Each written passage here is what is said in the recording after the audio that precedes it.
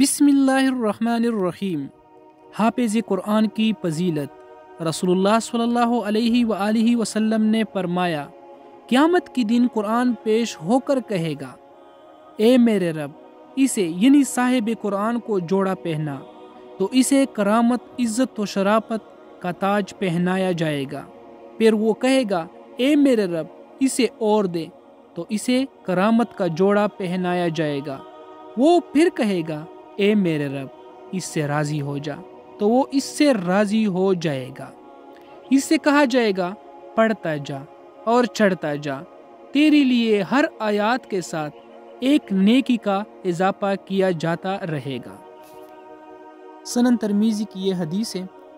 اللہ رب العزت سے دعا ہے کہ اس عظیم الشان کتاب یعنی قرآن کا سمجھ ہم سب مسلمانوں کو عطا فرمائے اور اس پر عمل کرنے کی توفیق بھی عطا فرمائے۔